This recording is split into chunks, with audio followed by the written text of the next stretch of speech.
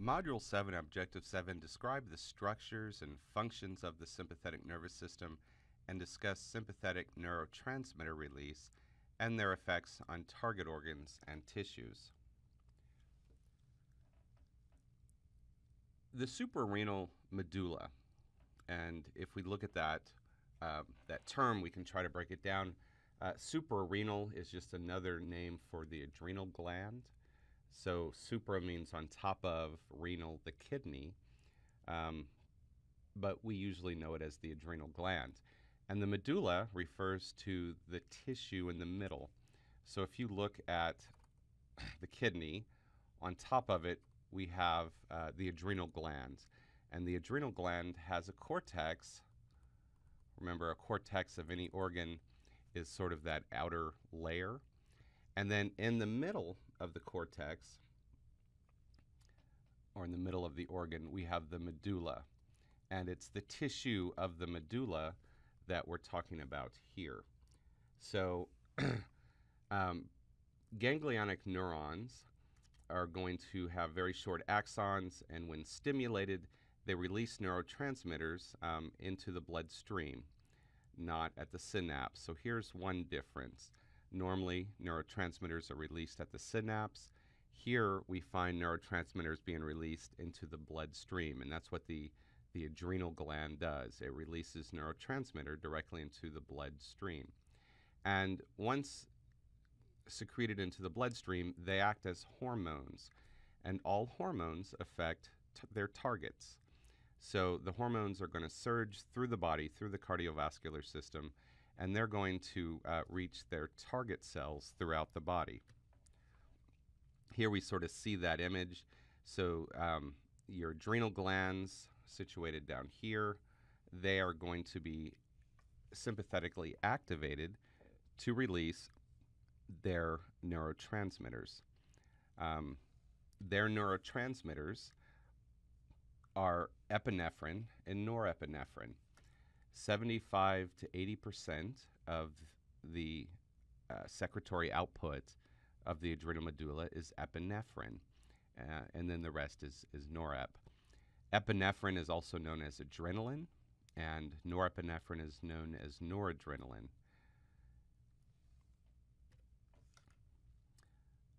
Once epinephrine and norepinephrine are released into the bloodstream, they're carried throughout the body, and they're going to cause metabolic activities of different cells, including cells that are not innervated by sympathetic postganglionic fibers. The effects of these neurotransmitters / hormones being released into the bloodstream is that they last longer, and they're going to continue to operate until they're eventually filtered out. So let's set this up. So a lot of these organs are directly innervated via direct sympathetic activation, and we can see that here. So as we go down our list, from eyes to salivary glands, all the way down to the reproductive organs and the skin, we see that all of these structures are directly innervated. They have a direct nervous input from the spinal cord, and that's all sympathetic. These are sympathetic nerves, so they're going to cause a sympathetic activation. So how would sympathetic nerves, what would they cause the eye to do? Well, they're going to cause the pupils to dilate. Okay, and again, why? Why would we need the dilation of the pupils? Well, that would allow more light in so that you would be better sighted during times of fight or flight. What about the salivary glands? What would sympathetic activation do to the salivary glands? Well, it shuts them down. We do not need salivary secretions. That's something used by the digestive system, and during times of sympathetic activation or fight or flight, we really don't need saliva. So often people who enter into a sympathetic mode, they often complain of dry mouth, and that's because the salivary glands are turned off. The heart and the lungs, they're going to increase heart rate and increase the respiratory rhythmicity, as well as a dilation of the respiratory passageways. The heart, so that you can pump oxygen and nutrients throughout the body more effectively, And of course, the respiratory rate is going to increase so that you can bring more oxygen in and exchange it for the waste product carbon dioxide. The dilation of the respiratory passageways also allows more air to move through those structures.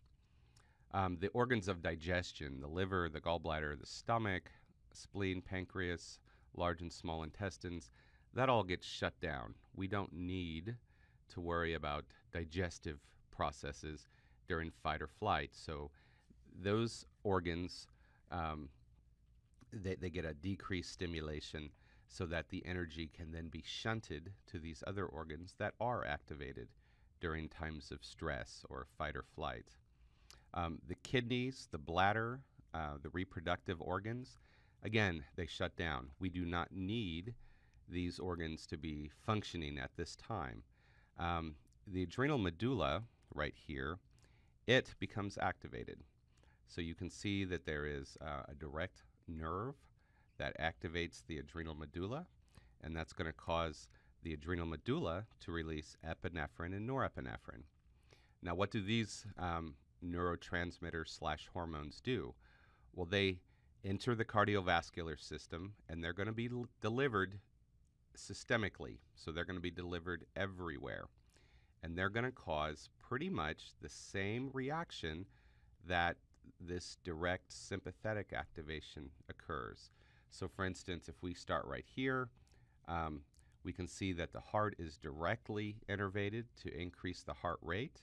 Well, as the adrenal medulla releases adrenaline, that also finds its way to the heart and causes the heart to increase rate as well.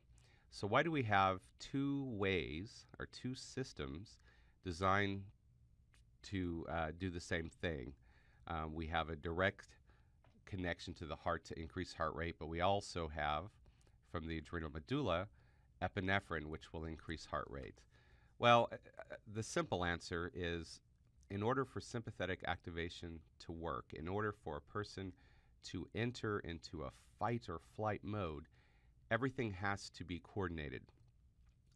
If there were some issue and this particular innervation did not work, so the heart didn't get the signal, if everything else was signaled sympathetically, except for the heart, the whole system would collapse, because there's no reason to increase your respiratory rate if your heart can't pump blood any faster.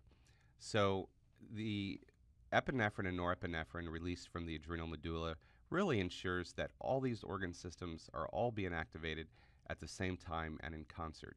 Sometimes I think of the adrenal medulla secretions as sort of a backup. Over here on the other side, what would direct sympathetic innervation do to the erector pili muscles? Well, it would cause them to contract. And if you ask or think about why, well, what do the erector pili muscles do? Well, they're going to lead to the hair standing straight up. And that's going to, there's really two functions for that. One, it increases the body's ability to retain heat. Well, that's sort of not what we're looking for during sympathetic activation, right? We start sweating, so therefore we want to lose the heat. But the other function of the erector pili muscles and the hairs being erect is that they make the individual look larger and more intimidating. And if you're entering into a fight or flight mode, you want that intimidation factor. Often when you see cats or dogs or even birds sympathetically activate, the hair on their back will stand up. It's not to retain heat in those cases. They're really looking to be more intimidating so that they can stave off a fight. In terms of direct activation to superficial blood vessels and the fat within the subcutaneous layers, the superficial blood vessels are going to dilate. Why? Because if you can dilate the blood vessels near the surface of the skin, they can more readily lose heat. So again, that's thermoregulatory. They're wanting to lose that heat. The fat within the subcutaneous is activated, and really that activation causes the fat cells to release their triglycerides so that the body has another energy source if needed. And then lastly, our sweat glands, and we've sort of already noted those. Sweat glands are activated to secrete. That way, sweat can help thermoregulate the body, can help release some of the heat that is being anticipated from all the muscular activity associated with a fight or flight activation or sympathetic activation.